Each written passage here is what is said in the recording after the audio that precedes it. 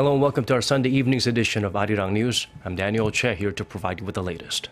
First up, President Park Geun-hye, who will be speaking at a ceremony marking the opening of the 20th National Assembly on Monday. The essence of her message is expected to be a call for better communication directed towards opposition lawmakers who now make up the majority in the parliament. Kim Ji-yeon starts us off. President Park Geun-hye is slated to make her fifth speech at the National Assembly Monday on the first day of the new parliament. She's expected to emphasize good governance through bipartisan dialogue in an appeal to the main opposition Minju Party of Korea, which now has a parliamentary majority. The opposition is pressing the Park administration on several contentious issues, including the government's plans to restructure the shipbuilding industry. The party is calling for a public hearing on the government's unilateral decision to rescue one of the country's biggest shipyards, Daewoo Shipbuilding and Marine Engineering. The president should come up with a good explanation to the Korean public about this issue. If not, we'll have no choice but to raise it in the National Assembly. Another hotly disputed issue is the Minju Party's proposed plan to raise the corporate tax to 25% from the current 22%, which the party says it's necessary because the profit earned by rich companies does not trickle down to the masses. The ruling Saenuri Party, however, disagrees with the Minju Party on both proposals, saying they could strain corporate investment and thus job creation. Have you even gathered the related facts to ask for a public hearing? In addition, the Saenuri Party is likely to try and put its labor restructuring bill up for a vote once again this term, after failing to get it past the last National Assembly. Meanwhile, the Minju Party and the minor opposition People's Party of Korea are also expected to call for a thorough investigation into the damages related to toxic humidifier sterilizers sold in Korea by a British firm. Kim Ji-yeon, Arirang News. Korea's three biggest shipbuilding companies have now finalized their respective self-rescue plans, but experts say that the success of these plans is still heavily dependent on future demand in the industry. Kim Jong-soo tells us more. Korea's three major shipbuilding corporations, Hyundai Heavy Industries, Daewoo Shipbuilding and Marine Engineering, and Samsung Heavy Industries, have won approval from their creditors and the Ministry of Strategy and Finance for their individual self-rescue plans.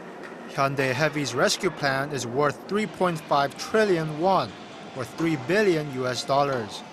The company plans to sell off its stock investments, lay off more than 10% of its workforce, and sell affiliate companies, including its investment banking division.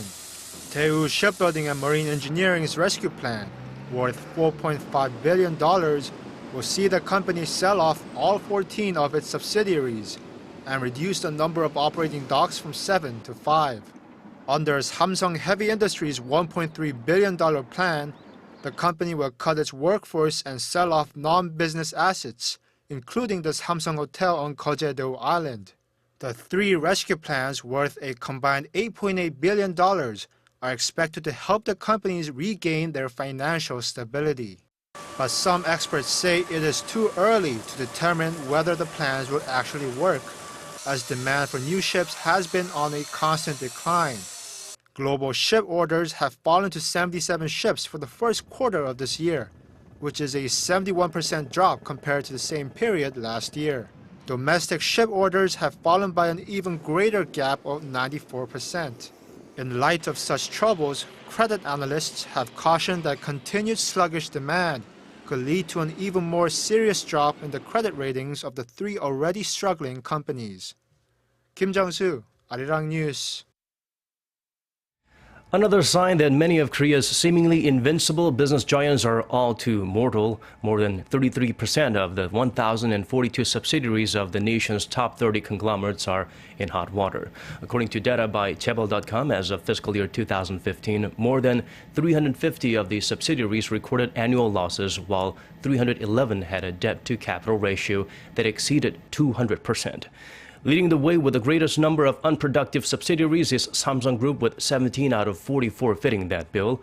The Korean Investor Service says this is the result of a general failure to adapt to changes over the years and lackluster efforts to immediately address problems. Yoon Byung-se has left for talks in Moscow with his Russian counterpart in the first official visit to Russia by the South Korean foreign minister. The talks will revolve around North Korea's nuclear weapons program and a possible summit between Seoul and Moscow. Russia is a member of the now stalled six-party denuclearization talks and one of the five veto-wielding permanent members of the UN Security Council, making it a key player in efforts to quell the regime's nuclear ambitions. Yoon's counterpart, Sergei Lavrov, is expected to touch on possible deployment of U.S.-based THAAD missile defense system in South Korea, a plan Moscow had previously voiced objections to. During his two-day stay, Seoul's top diplomat will attend a Korea-Russia conference on politics and economics and visit a Hyundai Motor plant in St. Petersburg. He will head to Bulgaria on Tuesday to discuss bilateral ties and coordinate their policies on North Korea.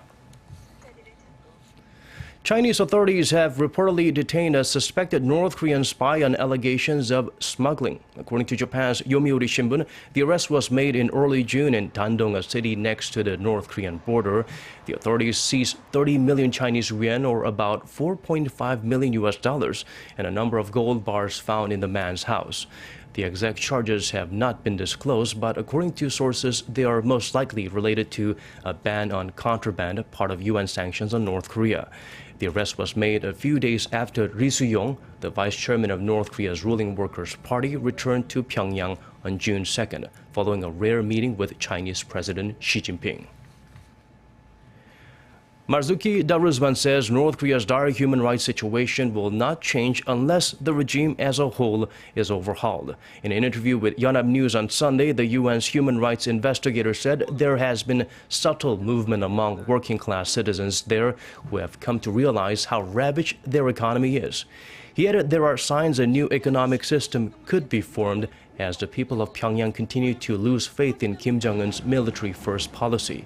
Darusman highlighted the importance of continued coordination with North Korean citizens to ensure a change from within the regime in terms of human rights, as efforts to bring Kim Jong-un to the International Criminal Court for crimes against humanity have not yet been realized.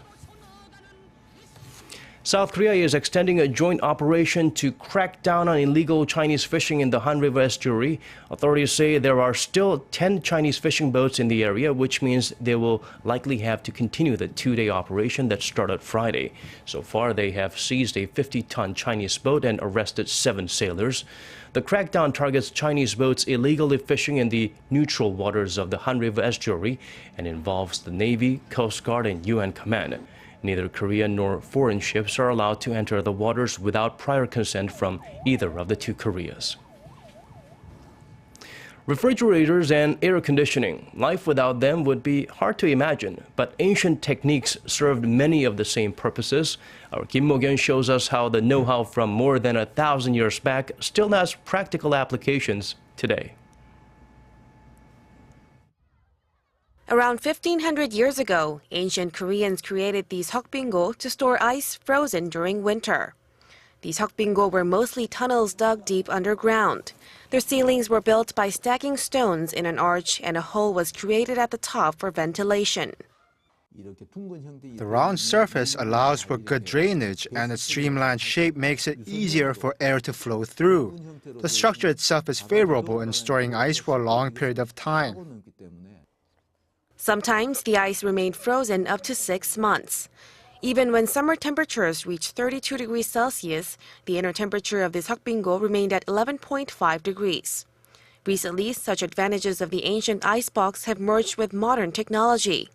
A research institute in Daejeon created underground storage based on the scientific principles of these hokbingo to store liquefied natural gas. The institute was able to save about 34% of its annual energy consumption. Contemporary air conditioners that operate without wind combine aspects of this hokbingo's airflow system. Some observers of the union between old and new technologies say the key to slowing climate change and energy consumption could be found in the wisdom of our ancestors. Kim Mo-gyun, Arirang News. Turning to other parts of our world, terrorist threats by Islamic extremists have become secondary security concerns for France as violent soccer fans or hooligans of various countries, including the ones from home, continue to wreak havoc there. In the latest bloody incident, 5 people have been injured, with one reportedly in critical condition. The violence in Marseille during the Euro 2016 championship is now in its 3rd day, with police using tear gas and water cannons to quell the clashes. The latest incident involved Russian fans and England supporters after a draw between the two teams. The BBC reports Russia fans rushed toward England fans at the end of the match after having set off flares just minutes before. They jumped over a barrier designed to keep rival fans apart. Police told the BBC 6 people were arrested and at least 5 injured during the scuffles. Some 90,000 police and private security guards have been deployed to all 10 match venues around the country. And now for a quick look at the weather before we go. It's been a great weekend to vegetate at home as we had a bit of a rain here in Korea. On Monday, the country will be rain-free, though Daegu will still see some showers. The humid conditions, however, will persist nationwide. Seoul will start the day at 19 and it will be 21 for Gwangju and Daegu. The mercury will then rise all the way up to 31 in Seoul, to 30 in Gwangju and 29 in Daegu. And now let's check out the weather conditions in your neck of the woods and around the world.